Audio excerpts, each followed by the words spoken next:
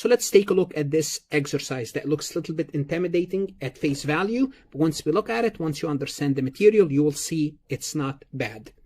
Adam Corp owns 90% of Farhat common stock and 80% that of Maggie's common stock. The remaining shares of Farhat and Maggie are owned by various other investors. So the main owner is Adam. Farhat sells exclusively to Maggie. Maggie buys exclusively from Farhat. And Maggie sells exclusively to unrelated companies. And this is the data that we are giving. This is Farhat sales, 130,000, cost of sales. They have no beginning inventory. They have no ending inventory. Whatever they produce, they sold all of it. Maggie sold 90,000. Cost of sales is 65,000. No beginning inventory. And they end up with 65,000 of ending inventory. So now let's take a look at what's happening here. So Farhat sells to Maggie, and Maggie sells to unrelated party. Okay?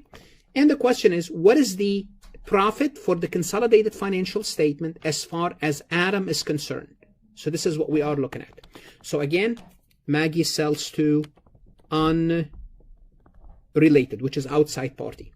Well, what we have to do now, we have to compute the consolidated figures and find out how much should Adam Corp include in their financial statement. Well, hopefully we know that any interrelated sales, any interrelated costs will have to be eliminated. Well, let's start by starting with this computation. We have Farhat sales plus Maggie sales equal to 220,000. We know that Farhat sells exclusively to Maggie. Therefore, we have to take out Farhat sales when we consolidate, because Farhat sales are interrelated sales. Therefore, what's left is 90,000. So under the consolidated financial statement for Adam Corp, only 90,000. Simply put, the 30,000 will not appear. Let's take a look at the cost of goods, cost of sales. 100,000 plus 65, 165. Again, we have to eliminate any interrelated cost of sales. What's interrelated cost of sales? Well, we have to subtract 100,000. Here's what happened. Maggie is claiming 65,000 as her cost of sales, but that's not really true. That's not really true. Why not? Because the true cost of sales is the cost of sales for Farhat. Because Farhat sold it to Maggie, which is a related party, then Maggie sold it to an outside party. What is the original cost of sales for Farhat? The original cost of sales is 100,000, not 65. So when we take 165 minus 50, that's going to keep us with 65. Then we're going to have to go back and reduce the 65 to the original cost of sales of Farhat.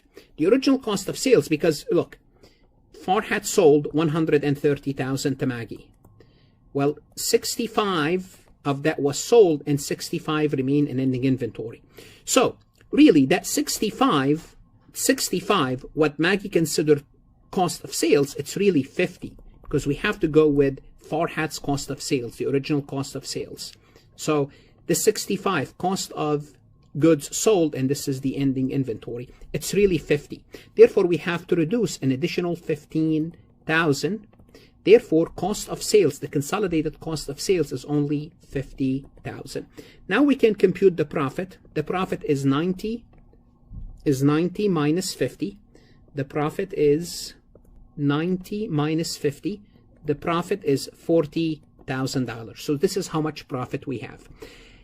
Let's go a step further. What if I ask you, what is the ending inventory on the consolidated financial statement? Well, what's the ending inventory? The ending inventory is, you would think, well, Maggie has 65,000. That's the only ending inventory. True. Remember, 130,000 is what Maggie purchased from Farhat. 65 of it is gone because she sold it. And remember, the true cost of that 65 is only 50, which we account for that. And what's left is 65 of ending inventory. That ending inventory is not truly 65. We have to reduce it by 15,000.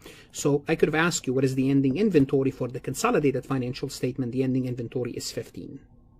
Well, the best way to do this is let's take a look at the journal entry that we'll have to complete, because they could also ask you about the journal entry, or they could simply ask you in a form of a simulation to input the journal entries for this transaction. First, I have to debit sales for Farhat, 130,000.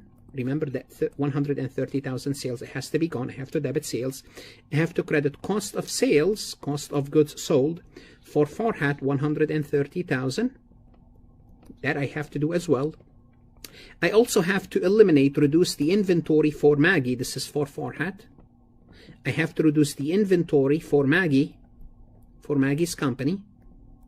I have to reduce her inventory by 15,000, and I have to reduce the cost of goods sold for Maggie, another 15,000, which is this 15,000 here, another 15,000. And this will be the journal entry. Let's make sure debits 130 equal to credits 130. So they can ask you many questions about this problem. They could ask you, what is the ending inventory? The ending inventory consolidated is 50. Here they ask you, what is the profit?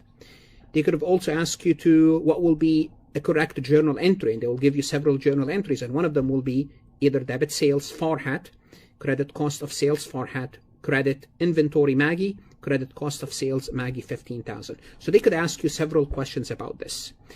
Anyhow, anyway they ask the questions, as long as you understand the concept, as long as you understand what you are being told, as long as you understand how to answer it, you should be good to go.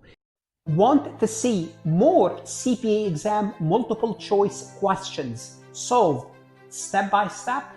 At farhatlectures.com, you will get hundreds of video solved MCQs step by step, including previously released AI CPA questions, previously released AI CPA simulation, in-depth lectures and resources to prepare for the CPA exam, AI tools that's going to help you study smarter, not harder, CPA exam podcast lessons where you can learn on the go. And also you will get the personal guidance of support of Farhat and his team. If you are serious about passing the CPA exam, this is your next step.